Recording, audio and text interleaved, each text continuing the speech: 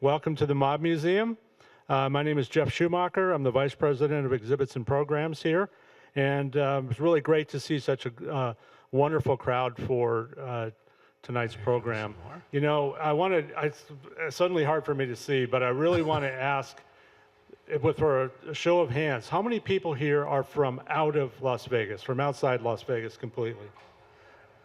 That's really good. It's a good percentage. A lot of times when we do programs, they're mostly local people, and I have a feeling our speaker tonight drew people from all walks of life and all parts of the country. So. No, just the dark side, not all walks of life, just the dark side. All right. So over the years, I've introduced a lot of speakers in this room, and I think tonight's introduction is the most unnecessary one I have ever done. After all, our speaker's name is right there in the program title. Eddie Muller is best known as the host of Noir Alley on Turner Classic Movies. Every week, Noir Alley presents classic noir films with Eddie's insightful commentary on what makes each movie different and special. But Muller's resume runs deeper than TV show host. He writes novels, biographies, movie histories, plays, short stories, and films. He also programs film festivals, curates museums, designs books, and leads events on TCM cruises.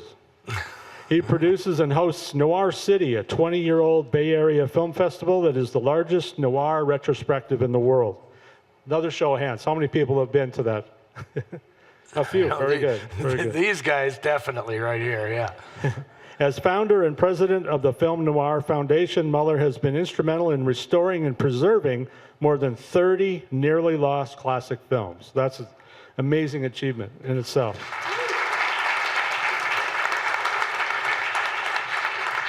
And based on our conversation, more on the way, so get ready. His most recent books are Dark City Dames, the women who defined film noir, Eddie Muller's Noir Bar, and Dark City, the Lost World of Film Noir. His 2002 debut novel, The Distance, go look for that one, earned the Best First Novel Award from the Private Eye Writers of America. Before I bring Eddie up, I want to mention that, you know, part of the festivities tonight is we're going to show film clips, right? And we're also going to be distributing cocktails. So anybody who's interested in that part, be ready. There's going to be 3 distributions, and it's going to be a lot of fun. So that's a writer in my contract. They have to serve cocktails. So please join me in welcoming Eddie Muller. Thank you, Jeff. Appreciate it. Thank you very much. Wow, I see what you mean, Jeff. This spotlight is dangerous. Oh, good. There's my script. Excellent.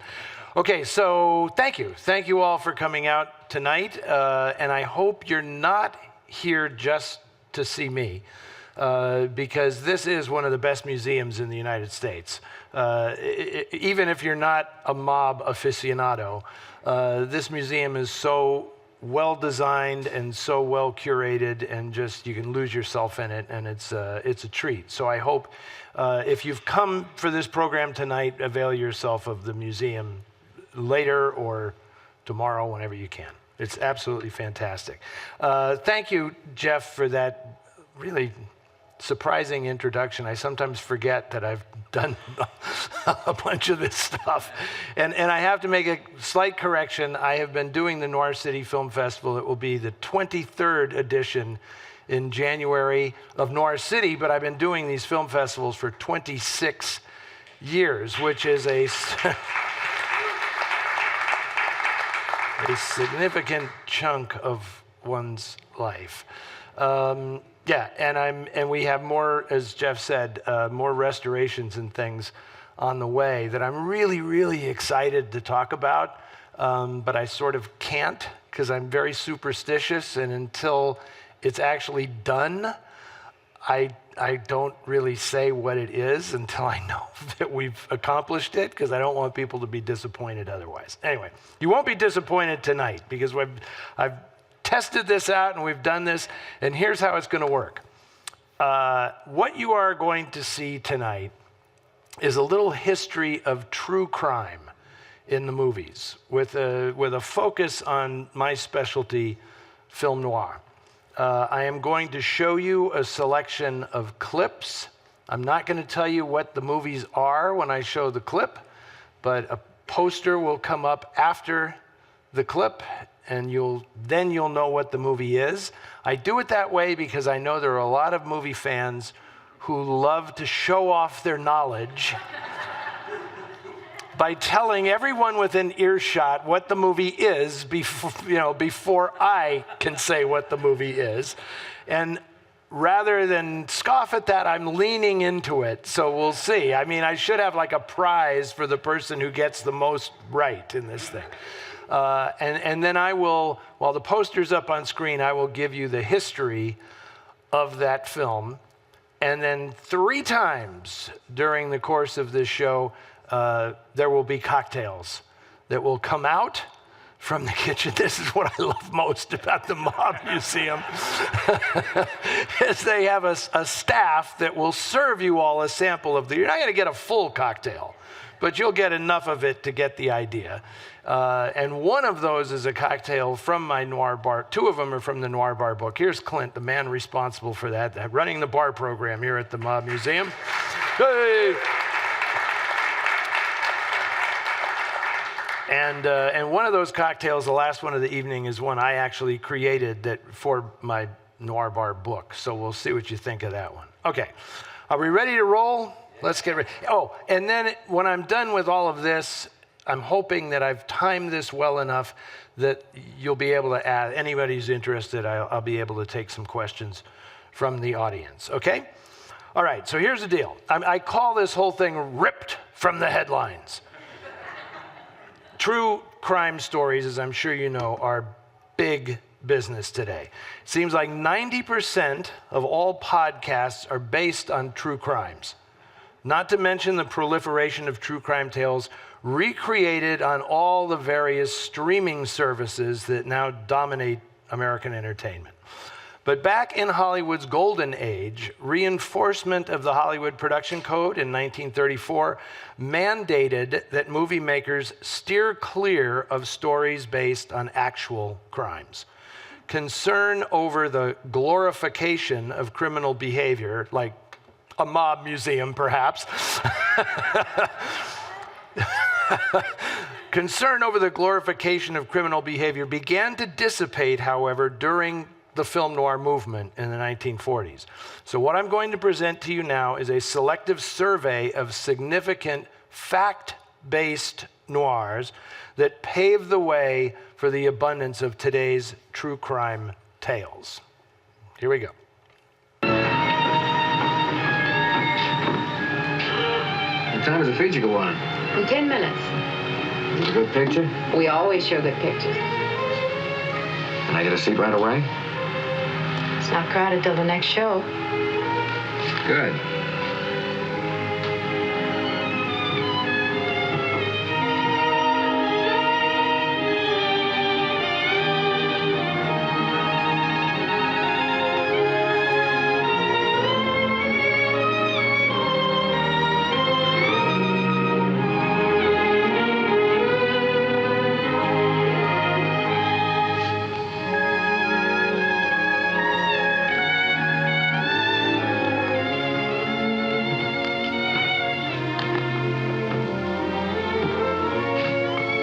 Enjoy the show? Fine. It's really crowded inside now. I'll take that. Give me the rest. I'm not fooling.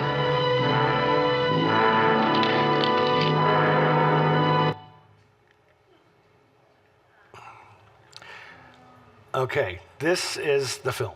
Hollywood's bosses had made a pact in 1935 to not produce films about actual outlaws, especially John Dillinger, whose Robin, and this movie came out in 1945, okay? Dillinger's Robin Hood persona captured the public's imagination during the Depression. The King brothers, who were like bottom-feeding producers in Hollywood, thumbed their noses at that edict 10 years later with this down and dirty depiction of Dillinger's exploits. Philip Yordan's Oscar-nominated script took a just the facts approach, going light on the moralizing. Though mostly cobbled together from stock footage, one of the robbery scenes in this is lifted whole from 1937's Fritz Lang movie You Only Live Once. Lawrence Tierney's malevolent performance as public enemy number one made Dillinger a smash hit. Veteran director Frank Borzage, he did not make this movie, he excoriated the film, and public guardians demanded that all prints be destroyed. Meanwhile, the King brothers laughed all the way to the bank. Yet it would be more than a decade before John Dillinger reappeared on screen, played by Leo Gordon in 1957's Babyface Nelson, with Mickey Rooney in the title role. Part of a pent-up wave of 1950s gangsters bios that included the Scarface Mob, Al Capone, the rise and fall of Legs Diamond, and Murder Incorporated. Okay, that's getting us going. Ask me later about the night I spent with Lawrence Tierney late in his life. One of the most memorable evenings of my life. Okay, next clip. And if your town is lucky, you may have a minister who is as familiar to you as Father Lambert was to this town. A man known and loved by all. You might find him almost any evening on Main Street taking his constitutional after supper. A cheerful, kindly figure with a friendly word for everyone. Oh, good evening, Father. So give me a match, will you? Sure. Here you are. Good night.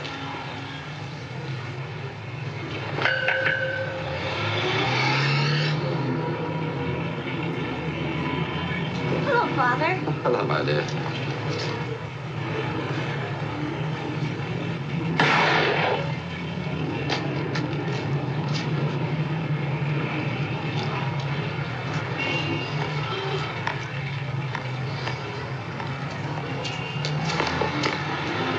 Stop that man!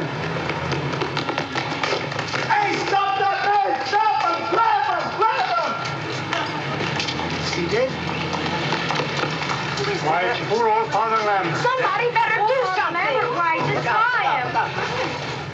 I seen the whole thing. I was standing over there. So did I seen the whole thing. We better get the cops. Where's the nearest phone? There's one over at the drugstore. Oh, go, somebody. I'll go. Put down that pipe. Don't touch a thing. That's right. Nobody touch anything until the cops come. Anybody know what this movie is? Boomerang in 1947. Okay, a safer strategy for true crime adaptations in post-war Hollywood was to focus on do-gooders writing miscarriages of justice. Fox studio boss Darryl Zanuck, along with producer Louis de Rochemont, pioneered the semi-documentary approach to crime with the movie House on 92nd Street in 1945, which conjoined actual FBI cases of home front espionage.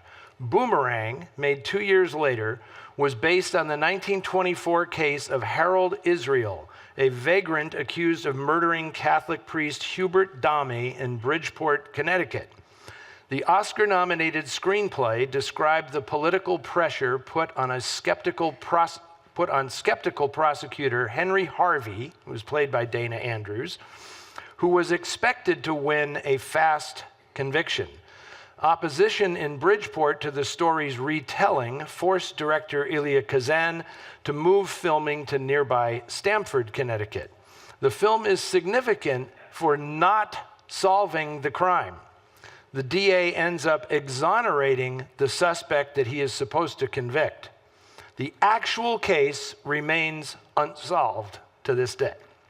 The real-life prosecutor in this case, Homer Cummings, earned sufficient notoriety from this case to become a big player in Democratic Party politics. In 1933, he was appointed U.S. Attorney General by President Franklin Roosevelt. Okay. Here comes your next clip, and I'll bet you're already getting thirsty because the first cocktail comes after this.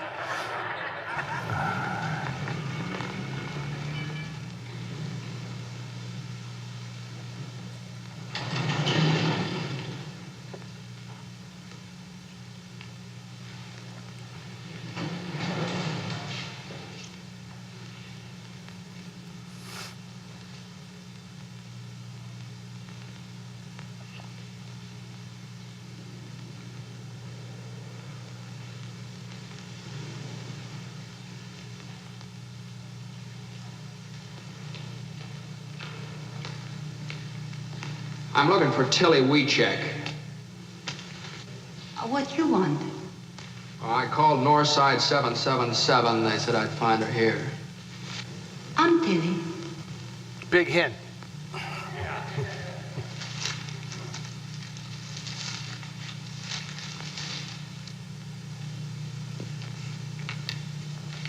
You run this ad? Yes. That's for me. You know something? No. No, I'm a reporter from the Chicago Times. We'd like to know why you're so interested in finding the killers of this cop. Okay. No, you know what this movie is? Somebody was paying attention. Yeah, okay. Call Northside 777. Okay, Fox followed up the success of Boomerang with Call Northside 777, another semi-documentary retelling of a real-life crime. Rather than being ripped from the files of the FBI, the story came from the classified ads section of the Chicago Times, where an item appeared on October 10th, 1944 that read in full, $5,000 reward for killers of Officer Lundy on December 9th, 1932. Call Grove Hill 1, 1758, between 12 and 7 p.m. That item led Times reporter James McGuire, played by Jimmy Stewart, to revisit the murder in which two men, Joseph Maychek and Theodore Marcinkovich, had been convicted 11 years earlier. Once McGuire learned the ad had been placed by Maychek's mother, he's calling right now, and that she'd saved up, once he learned that the ad had been placed by Maychek's mother and that she'd saved up the reward money from her job scrubbing floors, the human interest angle was too good to pass up. The film is significant because it's about how the justice system can be corrupted from within, which was rare in a Hollywood movie at this time. Despite a mountain of seemingly irrefutable evidence, McNeil is the reporter, McGuire was the real guy, McNeil is the character in the movie, follows his gut and unravels a string of bad luck and false testimony that would seem completely unbelievable were it not based on a true story. Okay, now it's cocktail time. And I believe our first cocktail up, Clint, is the Ward 8, correct? Okay, the Ward 8. It would have been appropriate for us to have a famously Chicago cocktail for this one, but this will do. Ooh, look. You guys get it in little cups. I get the full cocktail. This is great. And if you want to know what you're drinking bourbon with lemon juice, orange juice, grenadine, and 2 beautiful cherries in that thing. So I hope, oh yeah, good cherries too. Oh yeah. So, and you all haven't been served. I know you're supposed to wait until everybody is served. I can't. That's good. Day just got better. Okay. How many people have seen this movie, have seen Call Northside 777? Not bad. I mean, I've shown it on Noir Alley, and it's, it's what I call a newspaper noir. It's not really a hardcore film noir because those tend to focus more on the perpetrators of the crimes rather than the people solving the crimes. But since I'm a newspaper guy to begin with, I love this movie. Here comes the next clip. I dare anyone in this audience to identify this next film. The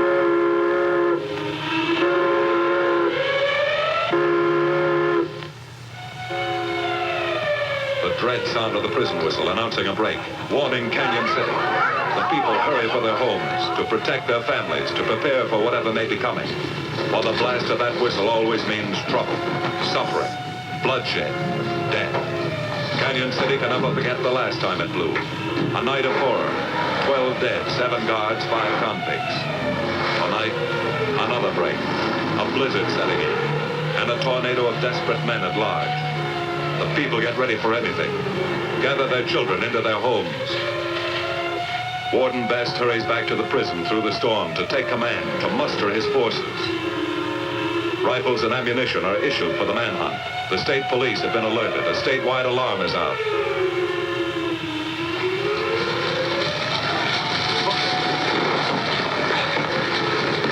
These 3 guards can't go any farther. All right, leave them here. Come on.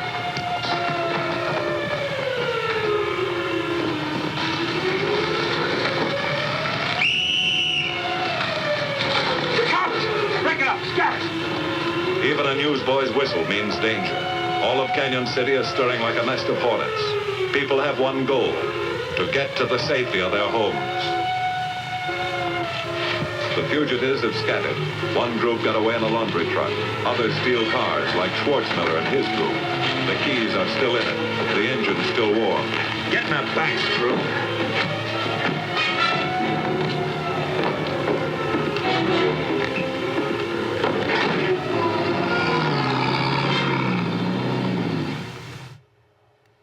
Okay.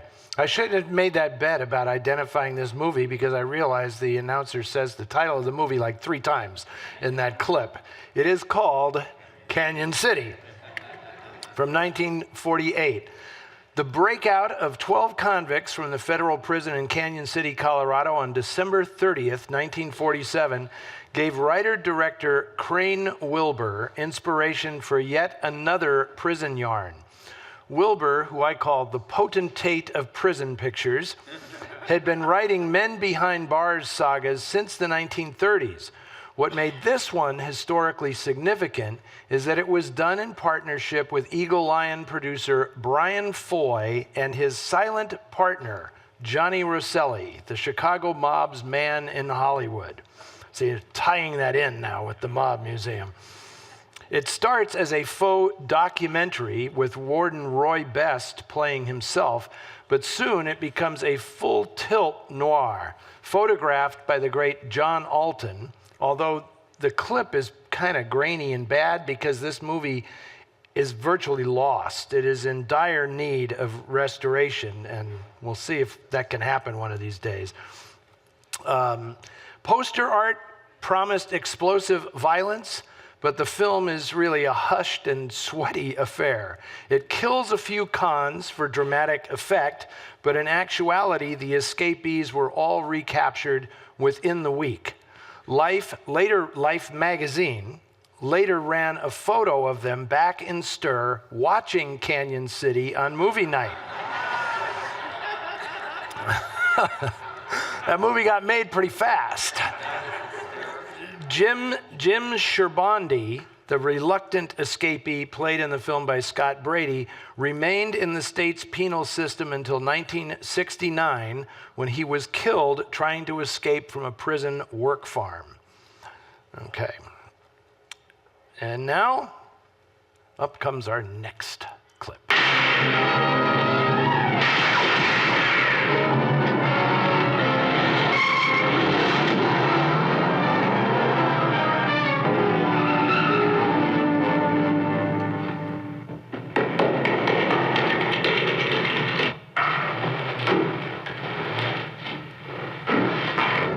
I want a map covering the storm drain system in this area. Get it and meet me at Venice and Garfield. Jones, Miller, you stay here in case he comes up for air. I want a man at every other drain entrance along this line. He's got to come up somewhere. Come on, Marty, you're driving.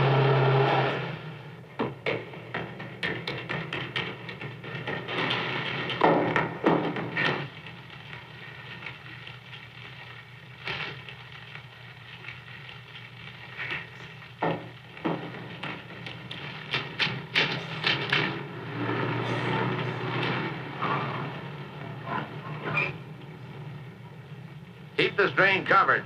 It's liable to pop out anywhere.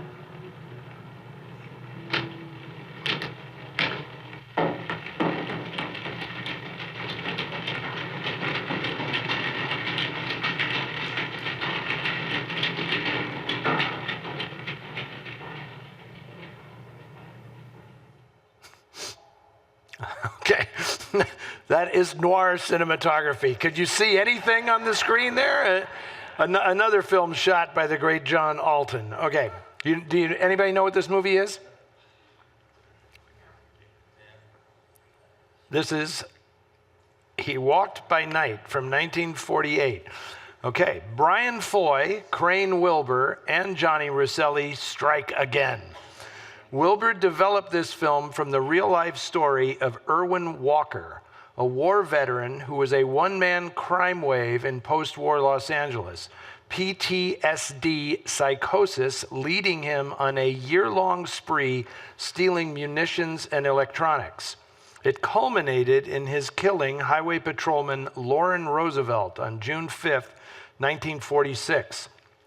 Once in custody, Walker claimed that he was inventing a ray gun that would turn metal into dust, making it too costly to fight any more wars. More interesting to Crane Wilbur were the forensics of the manhunt and how Walker used the sewer system to evade capture. This lighting here is like a John Alton thing that's happening. This is pretty good.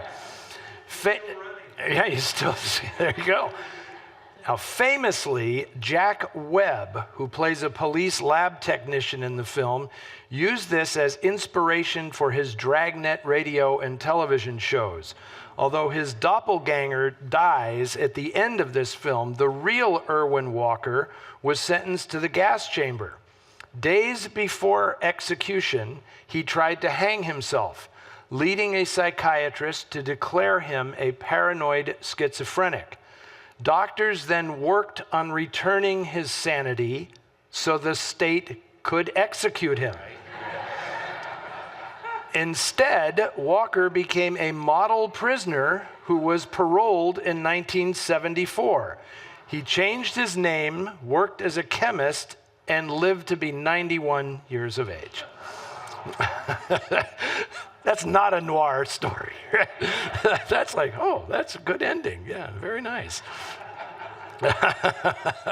Irwin Walker, he outsmarted him in the end, you know? All right, here's our next clip. Now we're getting into the real organized crime stuff. The door was open. Mr. O'Rourke, if I could be bought, what do you think? Has my price gone up or down since this beating? I'd say up. That's what I thought you'd say. Only not for that reason. Choose any reason you want. All right. I choose the reason that you're worried. What have I got to be worried about? What did you have the place searched for? Oh, I'm not responsible for the action of my clients. Oh, yes, that's right. I keep forgetting that. How long you been with the syndicate? Are you investigating me too, Mr. Warren? No, but you know, I wouldn't be a bit surprised if it didn't end up that way.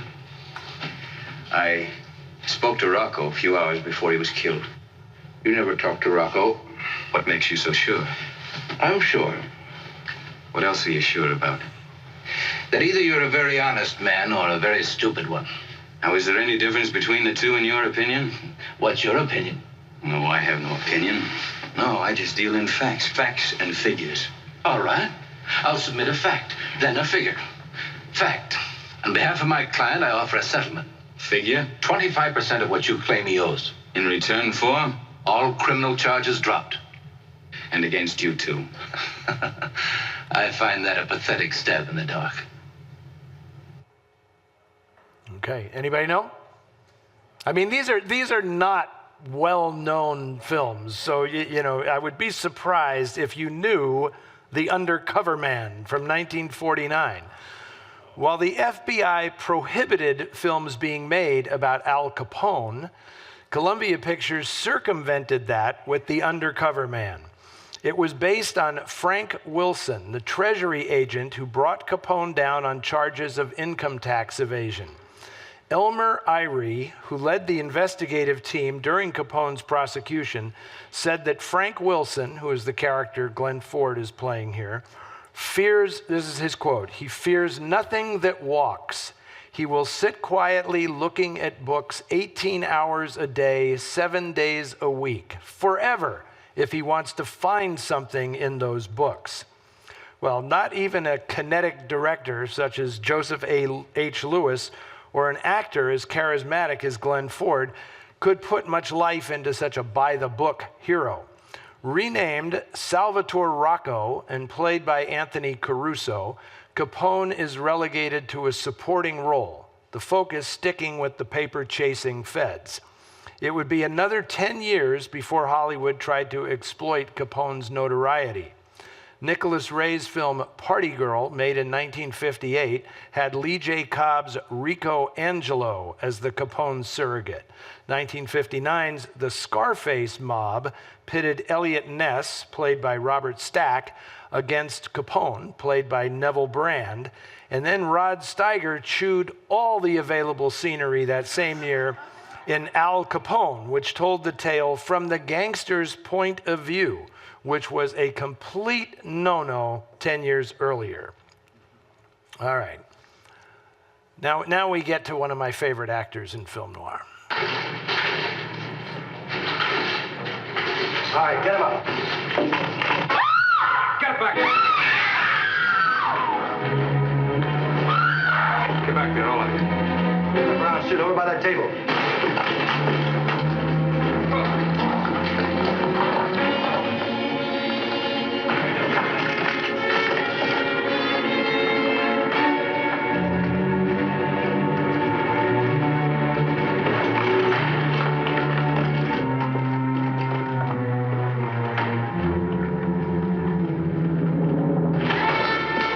Try, buddy. Stay where you were.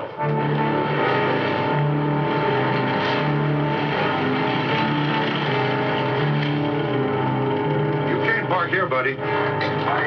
Just waiting for my boss. He'll be out in a minute. Does he work in the bank? Yeah, he's vice president. It's a board of directors meeting. I gotta pick up the whole works and take them out for dinner. Well, if they're not out in a couple of minutes, you'll have to circle the block. Yeah.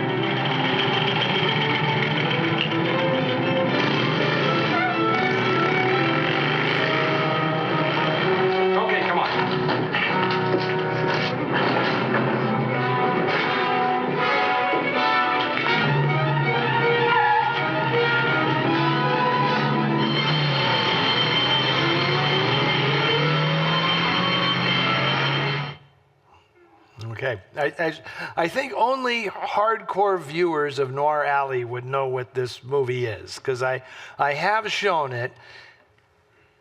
It is Highway 301 from 1950.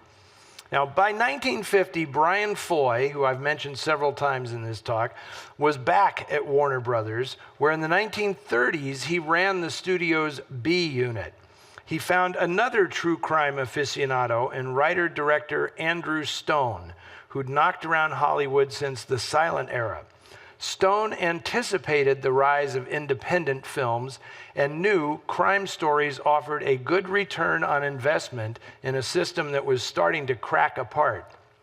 He pitched Foy a yarn from a file of 1,500 true crime cases that he had collected. The result was a brutal depiction of the Tri-State Gang, who in 1934 robbed and killed their way through Pennsylvania, Maryland, and Virginia.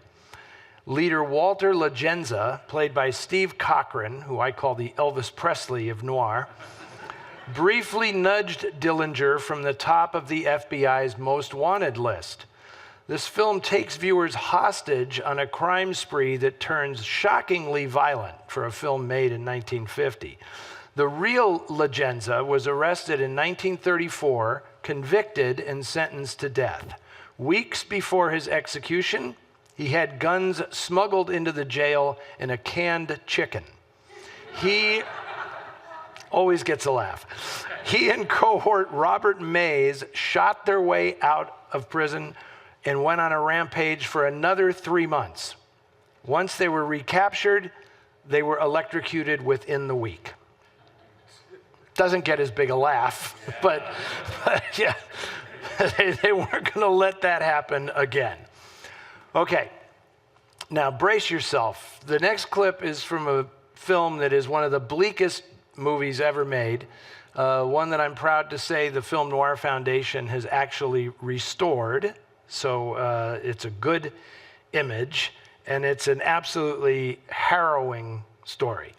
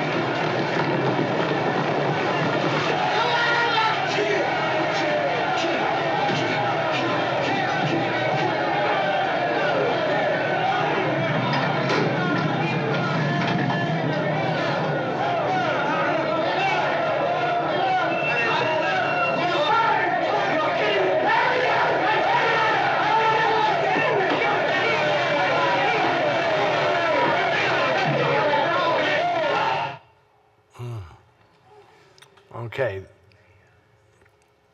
Try and get me, 1951. In 1933, Harold Thurmond and Jack Holmes kidnapped Brooke Hart, scion of a San Jose mercantile family. They demanded $40,000 for his return, although Hart had already been drowned. Captured, Thurmond and Barnes blamed each other for Hart's accident, leading the press to speculate on a possible mistrial or a possible acquittal for one of the men. Riled up by such speculation, citizens descended on the jail. The sheriff begged Governor James Rolfe to have the National Guard keep the peace, and Rolfe refused. The mob overran the cops, dragged Thurmond and Holmes from their cells, and hanged them in the town square. Rolfe praised the mob for saving taxpayers the trouble. Producer Robert Stillman bought The Condemned, Joe Pagano's 1948 novel about the incident, because of parallels between mob lynching and then feverish anti-communist hysteria. Director Cyril Enfield, soon blacklisted himself, kept the intense focus on the Thurmond character, played by Frank Lovejoy, making this tale of a desperate man's spiral into hell perhaps the bleakest film noir ever. When we restored this film, I showed it in Hollywood at the TCM Festival, and the whole Bridges family came out to see it because it was like a lost film. You saw the other character in the cell was Lloyd Bridges along with Frank Lovejoy. So the Bridges brothers and the whole crew came out to see this movie, including this woman who had been their nanny, like Jeff and Bo's nanny for many years. And she was this lovely little black woman who was like 94 years old or something. And I said, "What did you think?" And she says, that is not the Mr. Bridges that I remember. He is, Lloyd Bridges is unbelievable in this movie. His performance is so berserk. It is off the charts. I think after seeing, and we didn't show you the whole thing. We cut away on that clip before it really gets scary. So scary, I think it's time for another cocktail. I think we all could benefit from another cocktail. So, well, what's funny about it is Adele Juergens, who you see here in her full voluptuous glory on this poster, has a fairly small, almost insignificant role in the movie. But they did know how to sell a movie, that was kind of a necessity. I'm gonna be so hammered, Clint, by the time we're done. Thank you very much. What you are drinking now is a Hemingway daiquiri. This is Ernest Hemingway's own recipe for how to make a daiquiri. So obviously this is rum, and it has not just lime juice, but grapefruit juice as well. So it's like a ½ ounce of each, and then 2 ounces of rum and a ⁄4 ounce of maraschino liqueur, which is the secret sauce in many a great cocktail. So I hope you enjoy. That's what gives it that little extra astringent bite in the end. Yes, I approve of that. Thank you very much, Clint. And that cocktail is also in my Noir Bar book, which I paired it with a fantastic John Garfield movie called The Breaking Point, which is based on Ernest Hemingway's novel To Have and Have Not. It's by far the best. Everybody loves the Bogart Bacall version of To Have and Have Not, but The Breaking Point is actually a better film, and it's spectacular. Highly recommended. Okay, I'm going to move on now. Here we go. And we're going to get more. If you didn't get enough of Frank Lovejoy in jail there, you're going to get a little bit more of Frank Lovejoy right now. I'm no dope. I know what people say, but I won't believe it. The toughest part's the razzing I have to take in at school. What about that you're a commie? A red. Every time one of them says it, I take a swing at him. Listen, Dad, I think it's about time you and I had a showdown. What are you gonna do, Dick? Try to tell me how to think? You're a little young for that. I'm close to draft age. Guys as young as I am are gonna have to go fight this thing, and they say you're mixed up in... Oh, now, wait a minute, Dick. I can't let you interfere with my political beliefs. Don't give me that line. Dad, tell me the truth, will you? Are you a Red or not? All right, I'll tell you the truth. I'm a member of the Communist Party. And I have been for 9 years.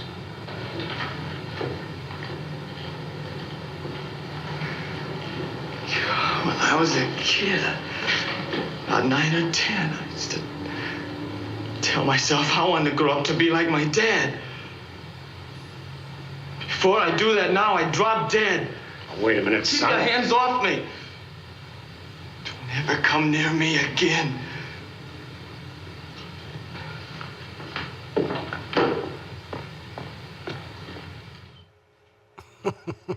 Anybody know what this is? I heard somebody say it back there, yes. I was a communist for the FBI, 1951. The communist witch hunt required at least one true crime expose. Again, Brian Foy and Crane Wilbur leapt into the breach, creating a Cold War curio based on Matt Savitich, an FBI agent who infiltrated the Pittsburgh chapter of the Communist Party of the United States. By 1947, the FBI doubted Savitich's reliability due to his many arrests for disorderly behavior. But Savitich parlayed his undercover stint into a popular radio show, and Foy bought the rights for Warner Brothers. Frank Lovejoy starred in Wilbur's largely fictionalized story. In a move both inexplicable and unforgivable, the Academy of Motion Picture Arts and Sciences nominated I Was a Communist for the FBI as the best documentary of 1951. The thing was whole cloth. It was created out of nothing. By then, Savitich had grown increasingly erratic, and the FBI severed all connection to him. He lost a bid for a Republican Senate seat in 1954, and the next year his son had him committed to an institution for electroshock therapy. On release, Savitich joined the John Birch Society and other right-wing Christian-based crusades. He died of a heart attack waiting in line for his driver's license at the Los Angeles DMV. That's all. That's all I'm going to say about that.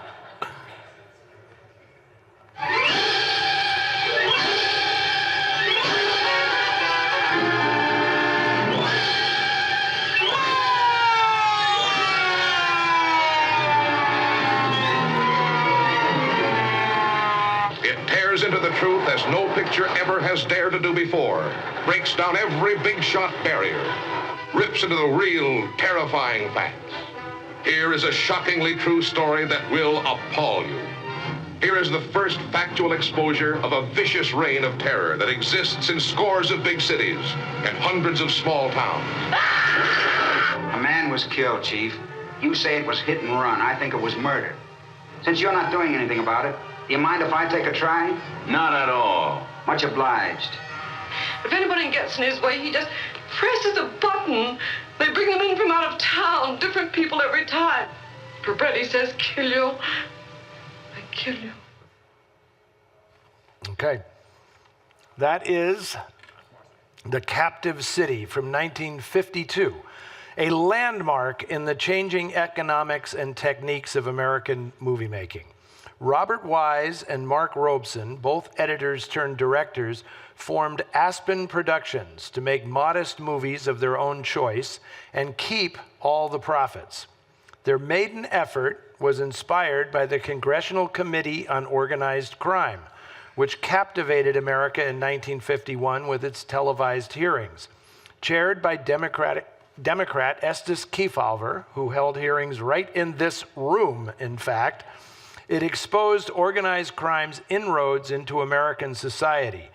Wise hired journalist Alvin Josephy Jr., veteran investigator of the rackets, to turn his experiences into a tale about a reporter, played by John Forsythe, exposing a small-town crime cabal.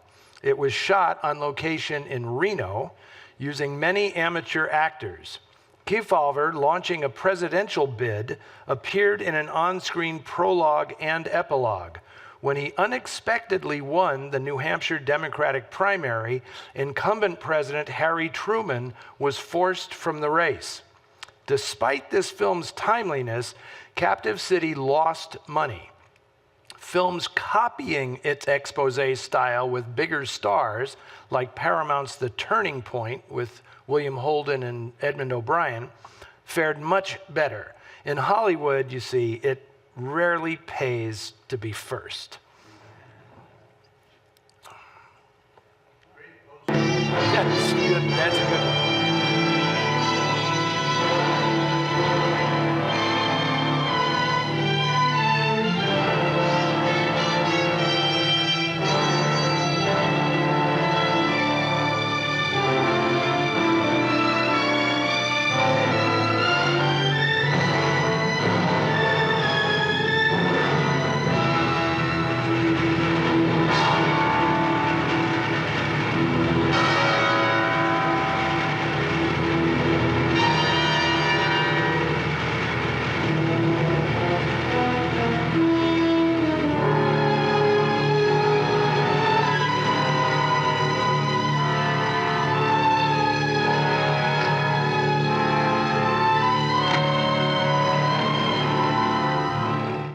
Anybody know what this one is?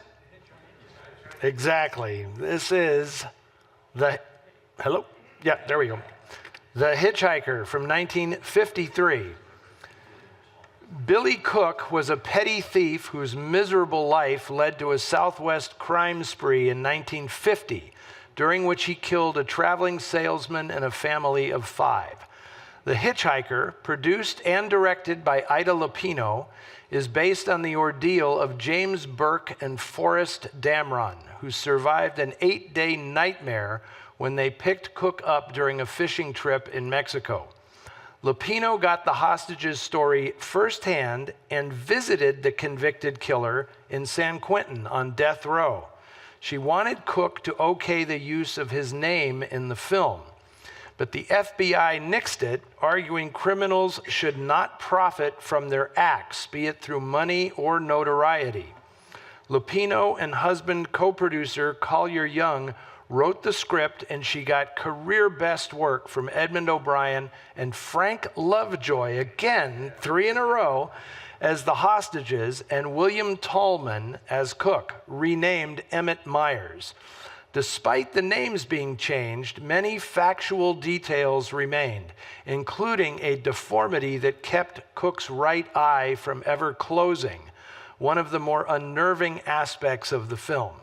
Cook, 23 years old, was executed in the gas chamber on December 12th, 1952. And this is the answer to the trivia question, was any film noir movie ever directed by a woman? This is the only one, The Hitchhiker by Ida Lupino. The only one in America directed by a woman. There are others overseas that are directed by women. Hands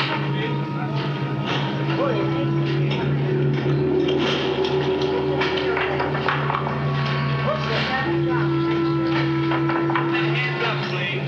Coming out there. That's 3 perhaps the low roll in the...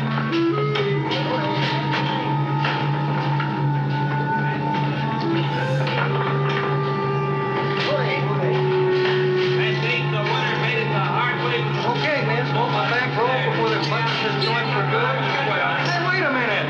He's ready.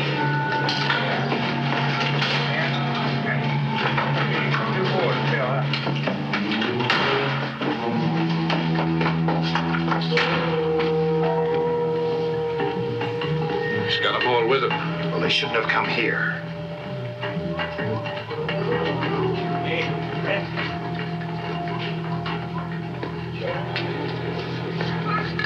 since you've talked to me on the phone? Nothing, Secretary. It's got to happen tonight. All right, it's got to be tonight.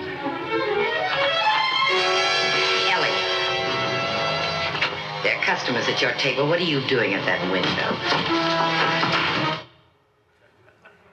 Anybody? Correct. This is the Phoenix City story from 1955. During World War II, Phoenix City, Alabama, population 24,000, earned an outsized reputation as a den of iniquity. City fathers offered no resistance to the racket-run gambling and prostitution that became the town's economic engine. Wonder what other city is like that. I don't know. That changed on June 14th, 1954, when Albert Patterson, a local lawyer who won the Democratic primary for Attorney General by vowing to clean up the city, was murdered. Who else but Crane Wilbur swooped in to turn Patterson's murder into a project for producer Samuel Bischoff. On-location production was entrusted to Phil Carlson, who arrived in Phoenix City only weeks after Patterson's death, with the killers still at large. He brazenly took his cameras into the notorious 14th Street district, a haven for racketeers, and enticed locals to appear in the film, giving it an unnerving verisimilitude. Just using a $10 word for you there. In his zeal for authenticity, Carlson dressed actor John McIntyre in the actual suit Patterson was wearing when he was shot to death. Eventually, a grand jury handed down 734 indictments against Phoenix City cops, elected officials, and business owners who had for years catered to organized crime. Need I say that there was a military base across the river from Phoenix City that supplied most of the customers for all of this crime? Okay. Here we go. You're staring at a circle only half an inch wide, staring as if your life depends upon it. And it does. Because that circle is the muzzle of a gun pointed straight at your head, threatening you and your family with sudden, violent death. The night holds terror. Terror such as you never dreamed possible. Terror in the shape of 3 savage young killers without method or mercy. They walk in and take over your home with their twisted smiles and hair-triggered guns. It is actually happening to you in your own living room. Yet you can hardly believe what's taking place or how it all began. It was only this afternoon that you stopped to pick up a young hitchhiker. Nothing unusual about that. You've done it 100 times before. But this time it was different. Because from the second he entered your car, terror entered your life. Well, we don't have to guess what this movie is, right? The Night Holds Terror, 1955. Well, the mid-1950s saw lots of home invasion dramas, including Suddenly, Storm Fear, The Desperate Hours, and this low-budget thriller. The main factors were Cold War-inspired insecurity, that we weren't safe in our own homes, coupled with a rise in juvenile delinquency, exploited in movies like The Wild One and Blackboard Jungle. The Night Holds Terror depicts an actual 1953 incident in Lancaster, California, which also inspired The Desperate Hours. But this was no William Wyler-directed movie. Andrew and Virginia Stone, they did Highway 301, applying their now patented formula, ditched all the studio sets in favor of shooting everything on location, where the events actually occurred. Gone was the classic noir look, replaced by natural sound and lighting. The Stones paid survivors Jean and Dorothy Courtier $500 for the use of their names, an idea that backfired when 2 of the convicted perps brought suits, contending that 1, they too should have been paid, and 2, the movie ruined any chance they had for rehabilitation after their parole. In court, I love this, in court, Jean Courtier punched out one of the kidnappers in front of the jury. The judge dismissed their case as well as the convicts' call for a mistrial. It's actually a pretty good movie. John Cassavetes is one of the guys who breaks into the house. With Vince Edwards and I think David Cross is the other one, are the three guys. Well, I think Jack Kelly plays the father in the. He's not one of the kids. I think he's the father. Okay, I've mentioned some of these actors before, so let's watch them. Dana Andrews, Rhonda Fleming, George Sanders, Thomas Mitchell, Vincent Price, Sally Forrest, John Barrymore Jr., James Craig, Howard Duff, and Ida Lupino.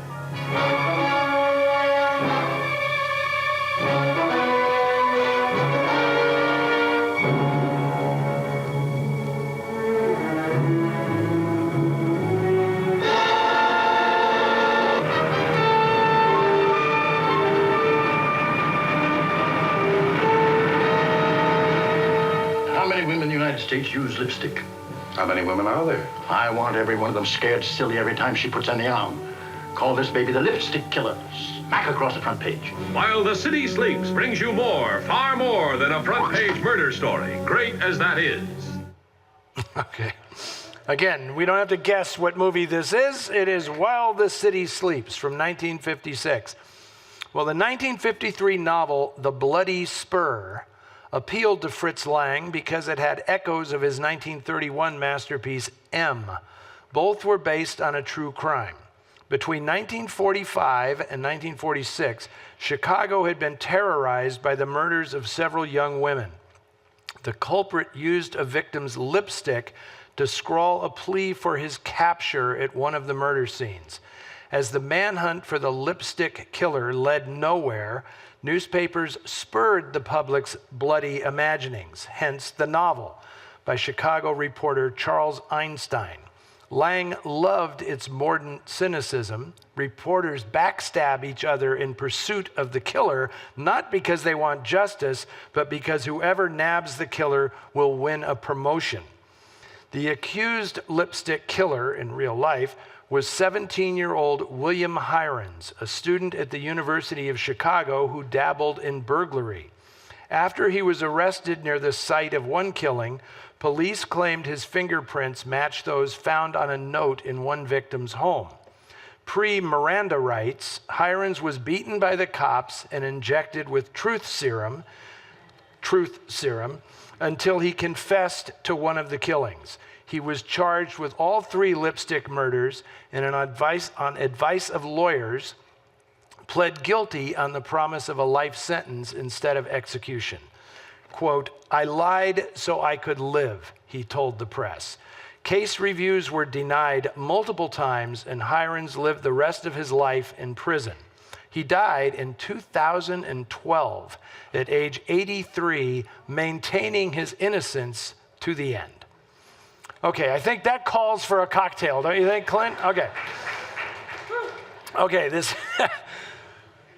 You didn't even get the last one down, and there's already another one. This is like I'm at home. Thank you, sir. You see, I'm not making much headway on these cocktails, I got to tell you. But they are good. Okay, now this one, I hope you like this one, because this is my own creation. This is called A Spectre of the Rose. There was it's made with it's supposed to be made, I'm not going to quiz you, Clint, to find out if you actually used Four Roses bourbon in this, but when I created this, I specifically did it with Four Roses bourbon because there is a movie from 1946 called Spectre of the Rose that was made by the great Ben Hecht, who is one of my favorite people of the 20th century. And Ben Hecht was a Chicago newspaper man, and he also became the highest paid screenwriter in Hollywood, but he took that money to invest in his own movies, which he directed, which are totally outlandish. I mean, they have no bearing on Hollywood films or anything. And Spectre of the Rose is a movie, it's a ballet noir about a ballet dancer who is schizophrenic, and he's perhaps murdered his previous dance partner, and now he's grooming another woman to take her place, and he may just do this all again.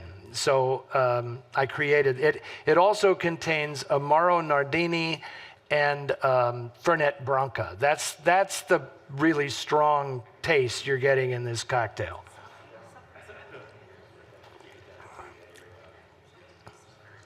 Yeah, I'll drink a couple of those, I guess, but we'll see.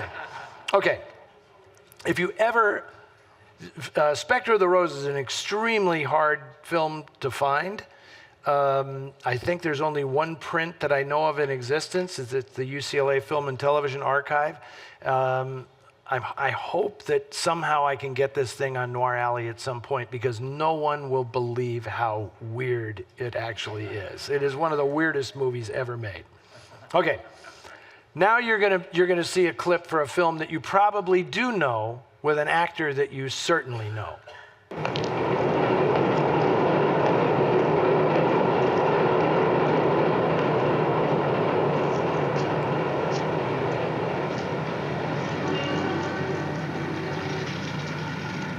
Hey, Chris. Your name, Chris? You calling me? Your name, Christopher Emmanuel Ballestero? Yes, it is. We want to speak to you. We're police officers. What about? We'd like you to come down to the precinct and help us out a little. I'm just getting home. I'd like to tell my wife if I'm going anyplace. Well, you better come along and tell her later. Where is it? 110th precinct. Won't take long. Shouldn't take long. I'd like to tell my wife. It's all right, Chris. Just a routine matter. Down to the precinct, we'll tell you about it.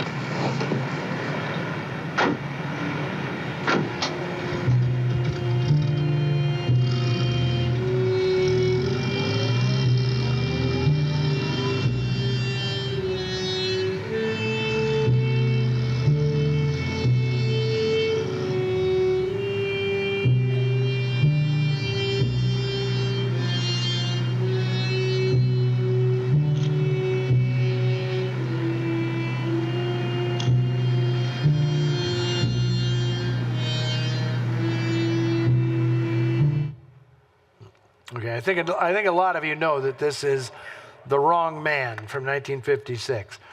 On January 14th, 1953, Manny Ballestero, headed home from his regular gig at Manhattan's Stork Club, was braced by police as he fit the description of a robbery suspect. So began his descent into the New York justice system. The Wrong Man, starring Henry Fonda as Ballestero, is the only Alfred Hitchcock movie based on a true story. In contrast to his usual style, the director went all in for authenticity, shooting where the actual story took place, which included the cell where Manny was held and the sanitarium where his distraught wife, Rose, played by Vera Miles, was committed. Critics were largely dismissive, some even accusing the director of altering the facts. What critics really missed was Hitchcock's humor. He could usually be counted on for amusing business around all the suspense, but The Wrong Man was unrelentingly grim. Hitchcock was angered by Warner Brothers' insistence on a coda assuring viewers that Rose Ballestero regained her sanity. She did not. Manny sued for false arrest, getting $7,000 of the $50,000 he sought. The $22,000 that Warner Brothers paid for his story all went to Rose's medical care.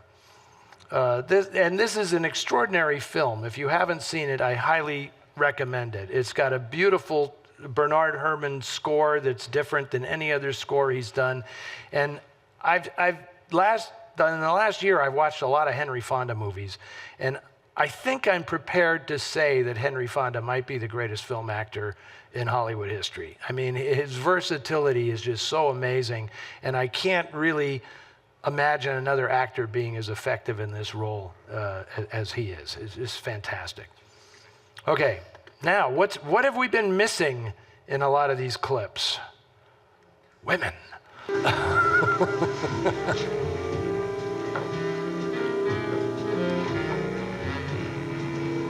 Barbara Graham.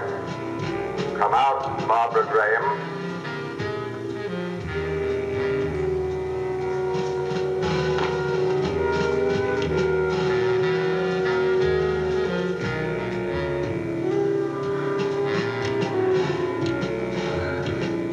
Come out, Barbara Graham. Barbara Graham, you have 60 seconds.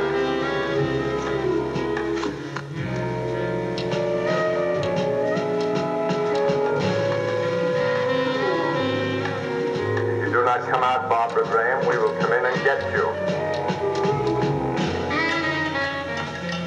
We are warning you not to attempt anything, Barbara Graham. Your friends are in custody. It is over.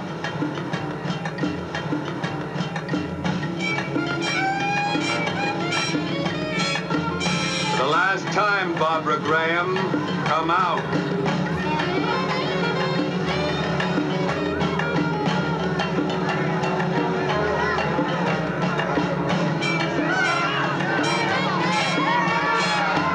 Keep your hands above your head.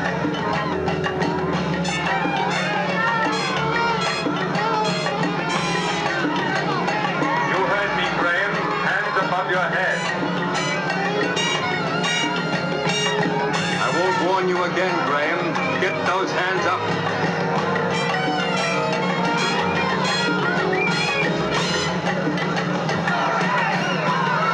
Chris, Ed Montgomery. Listen, give me a statement. I'll write your angle.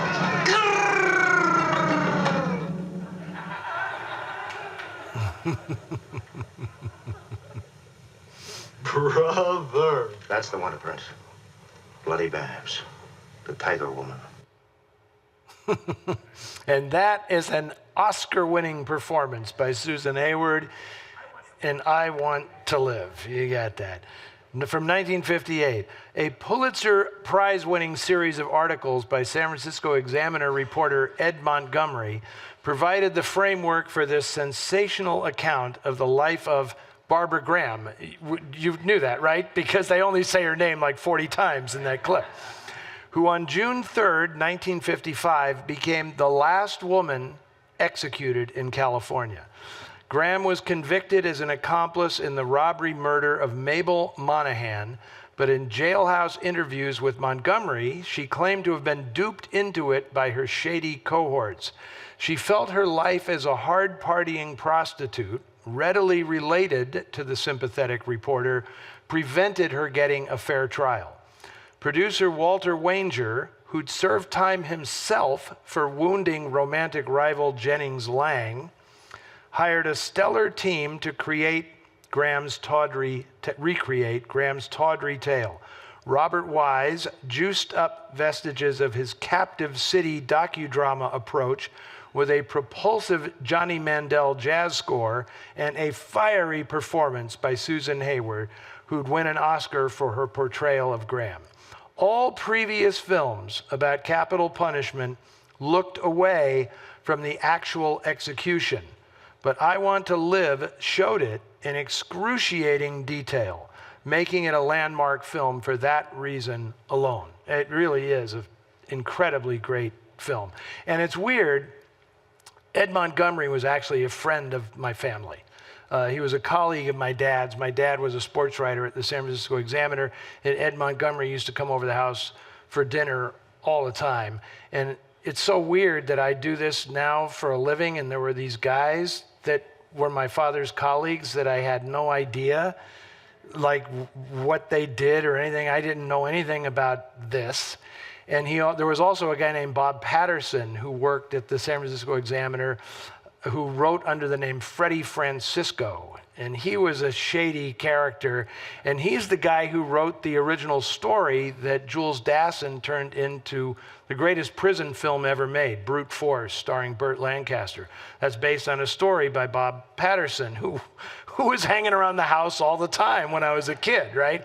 So, I mean, if I had only known this, I could have asked them about it, but Didn't happen. Okay, now we're going to get to our last clip, and I think a lot of people are going to know what this is. I never was so happy in all my life. It was a beautiful home.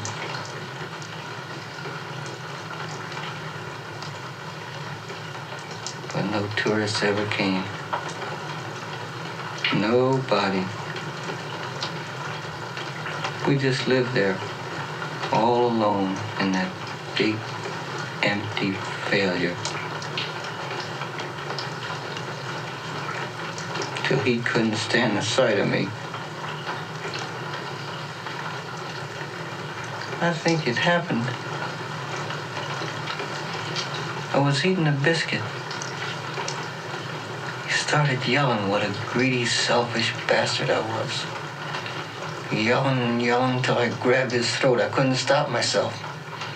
He tore loose, got a gun. He said, "Look at me, boy. Take a good look, because I'm the last living thing you're ever gonna see." And he pulled the trigger. But the gun wasn't loaded. He began to cry. All like a kid. I went for a long walk.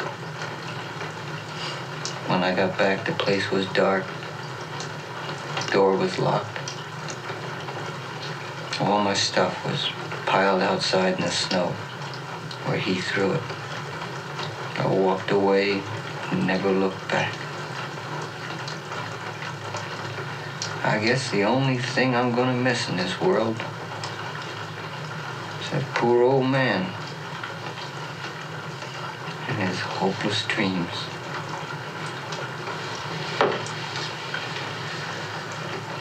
I'm glad you don't hate your father anymore. But I do. I hate him.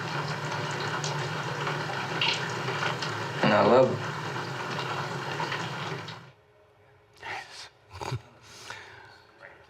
This is really where true crime as we know it today begins here, really. In Cold Blood, 1967. The best-selling book of 1966, and I'm not saying it's a bestseller, I'm saying it was the best-selling book of 1966, related the November 15th, 1959 murders of the Clutter family in Holcomb, Kansas, a senseless crime that no one in the bucolic region could comprehend. And the trauma would have remained localized if not for the arrival of two out-of-towners, Truman Capote and his colleague Harper Lee, already working on her novel To Kill a Mockingbird, which would earn her lasting fame. Before the suspects were apprehended, Capote and Lee interviewed dozens of townfolk and law enforcement, capturing a mosaic of Midwestern small-town life. Once Perry Smith and Dick Hickok were in custody, Capote had almost exclusive access to them. The resulting book, 6 years in the writing, was groundbreaking not just for its novelistic approach to true crime, but for probing the lives of the killers as well as the victims. Director Richard Brooks, who also wrote the screenplay, filmed where events had actually occurred, including the murder scene. Conrad Hall's stunning black and white cinematography mixed frigid verite footage with dramatically lit scenes that play like the ghosts of film noir's past. Paul Stewart and Charles McGraw added further reverberations of old school noir. Those guys were in a million of them. But Scott Wilson and Robert Blake, as killers Hickok and Smith, who were both hanged, brought a despairing depth and urgency to true crime movies that had never been seen before. Unflinching and uncompromised, both book and film revolutionized the way such stories were told, making painful, heartbreaking sense out of random murder. Culminating a year of massive change in American cinema, Bonnie and Clyde, The Graduate, Guess Who's Coming to Dinner, and In the Heat of the Night were all nominated for Best Picture. But Hollywood's old guard, desperately clinging to a reliance on reassuring entertainments, chose Dr. Dolittle instead of In Cold Blood for the final Best Picture nomination. There is no doubt, however, which film had the bigger impact on American culture. For proof, just browse any contemporary source that streams podcasts or movies. You will never finish counting the offerings that are labeled based on a true crime. So that's the close of this proper. Cheers. That was depressing, I realize, but that's great. It leaves us a little time for questions and answers, but I want to say one thing about that clip. It is so weird, and this is kind of a specialty of mine. I love when real life and movies just completely get mixed together to where you don't know what the hell is reality anymore. So, right? Robert Blake, right? He is so freaking great in this movie. And of course, he would end up killing his wife, right? I mean, I have no bones about it. I mean, he did it. I personally know people who said, yeah, Bob asked me to do it, right? So, and he was a huge Noir Alley fan. I mean, Robert Blake wrote me numerous letters from his apartment in the Valley where he was like under house arrest, just saying, don't be afraid, come down, we'll hang out. I'll make you the best spaghetti you've ever had, you know? He sent me all kinds of memorabilia. He sent me scripts from movies that he had made in the 50s. I mean, you know, Robert Blake, when he grew up in Hollywood as a kid, you know, he played John Garfield in several movies when Garfield needed to have a kid play him as in Humoresque and these other movies. Like, that's Robert Blake, right? Robert Blake is in The Treasure of the Sierra Madre. He stops Bogart on the street and they have a scene together, you know? This kid was all about the movies, and it's just so weirdly tragic, that whole story. Anyway, he had good taste in movies, though. We want to take some questions from the audience. We have a microphone, right, Deanna, for people to ask questions. So, I want you to raise your hand so we can come around. But before we do that, I want to mention one more thing about In Cold Blood, which is, do you know where those guys were arrested? They were arrested here in Las Vegas. They were arrested in downtown Las Vegas. They were about 2 blocks from here. And the reason that they were spotted is because they were coming to this building to pick up to go to the post office to pick up a box. What was in the box? Some of the clothing that they wore during the murder, including the boots that one of them was wearing as he was walking. So the actual forensic evidence was in this box in our post office. They picked it up. They drove down Stewart Avenue to Main Street, went over to a little motel, which is still there, although it's not open, and they had a room there. Wow. And so they were picked up in front of that motel, and the rest is history. Unbelievable. Small world. So we have some questions. Go ahead. Did you ever have a chance to meet or interview Robert Mitchum? My husband can't talk. He's got a cold. Okay. Robert Mitchum? Yes. No, I did not. But his son Chris, yes.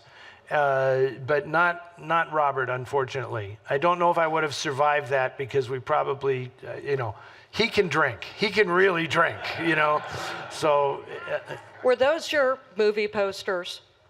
A lot of them, yes. They're amazing. Thank you. I have an extensive collection of movie posters, but they're all film noir. I don't have anything else. Hi, Mr. Muller. Hi. I actually work in a library in Las Vegas here. I started a noir club inspired by Noir Alley. My boss and I talk about you all the time. This month, I screened A Blast of Silence. Oh, yeah, yeah. I just wondered. My favorite Christmas movie. That's why I searched what noir movie could I show for Christmas, and I discovered that one. Amazing it's an interesting history about that movie. I was just wondering, how do you study, find the information that you're going to tell the audience for Noir Alley, and how do you decide which information that you're going to tell the audience? And then my second question is there a movie is there a noir film that you believe is the definitive noir movie, and is it your favorite film? If not, which is? Okay, I'll answer the second part first. I always tell people, if you want to explain to somebody what is film noir, if they say, I don't get it, what's film noir? You show them either Double Indemnity or Out of the Past. Those are the two movies, Robert Mitchum, Out of the Past. Those are the two movies that are sort of definitive film noir. It's interesting, my co-hosts at TCM and I, we have a thing about, we collect and read books. We don't trust anything on the internet, right? And it kills us when people say, oh, you can find all this stuff on Wikipedia, because it's like, you have to be so careful because there is so much information. And thank you for asking that question, because I'll just take it as an opportunity to say, don't trust AI. Do not trust artificial intelligence. I mean, I sometimes asked ChatGPT. I downloaded it into my phone just because I said, I better know the enemy. And so I said, write me an introduction to this movie in the style of Eddie Muller, right? Because all my stuff is out there on the internet, right? And it was trash. It was embarrassing trash. It was not only factually wrong, it was like not me at all. I mean, it was praising these films and stuff, and it's like, I don't sound like that. That's ridiculous. So I'm so grateful because TCM allows me more time than the other hosts normally get, which is just funny because when I started the show, I wrote a sample script. Right? When I started the Noir Alley show, I wrote a sample script for the Maltese Falcon, and they vetted it and said, okay. And it was long. It was like 1,800 words or something, which is absurd for like Ben's introductions are like 400 words, right? Because Ben doesn't know what the hell he's talking about anyway, but... Another friend of the museum. That felt good. That felt really good. But it's just fun. You want to. The most difficult thing about doing this on television is somebody is brand new to the subject and other people have seen it all, and so you have to like thread the needle in knowing what to talk about. So you've got to appeal to the people who are watching these films for the first time, and then throw in a little something for the experts, right? And so it's just fun.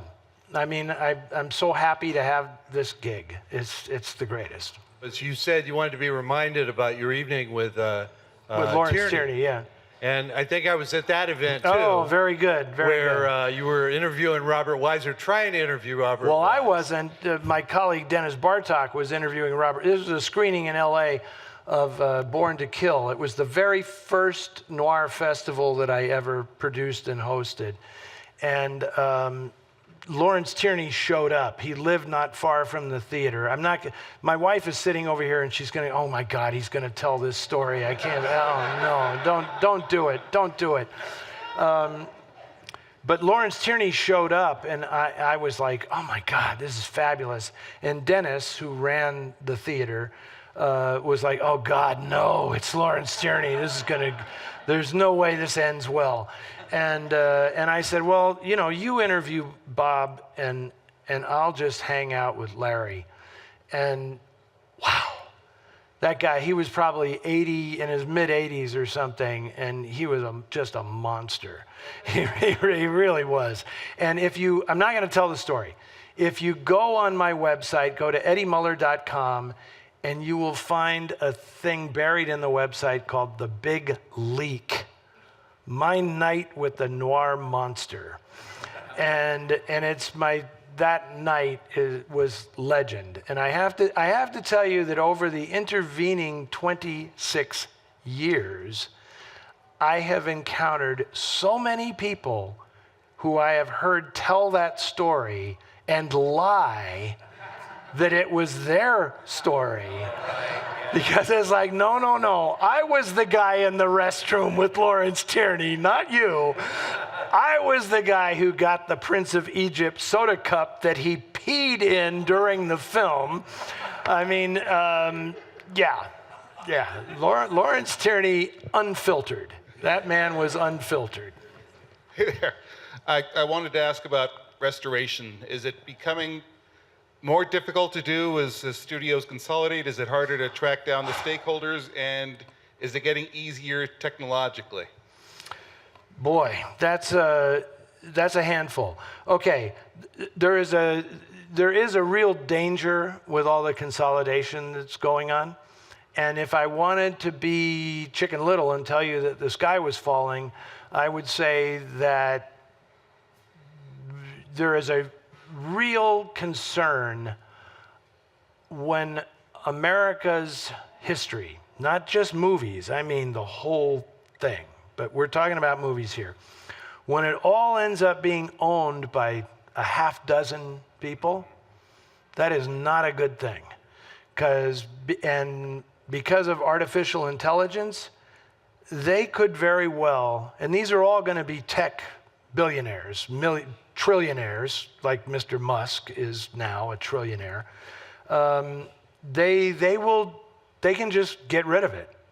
They can bury all of it and say, well, I own it, so I can do what I want with it, and they'll use artificial intelligence to just recreate the movies the way they want them to be. And I did an event one time in Hollywood, like two or 3 years ago, and nobody knew what AI was. It was like just starting to be referred to. And I said on this panel, well, it was during the writers' strike several years ago.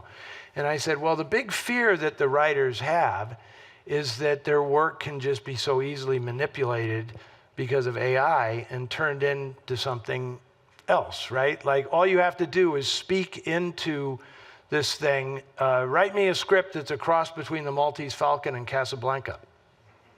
And literally people in the audience laughed like, this guy must be high. Like, what is he talking about, right?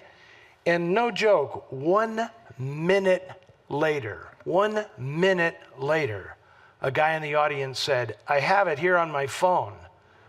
I just put that into ChatGPT, and it took it 1 minute to write a screenplay that combined the Maltese Falcon and Casablanca. Was it any good? Of course not. I mean, it's junk, but they'll just keep refining it. And guess what? No human involved in the creation of that. That's what these guys live for. Like, I don't have to pay anybody to do this. I keep all the money. Feel good now? So uplifting.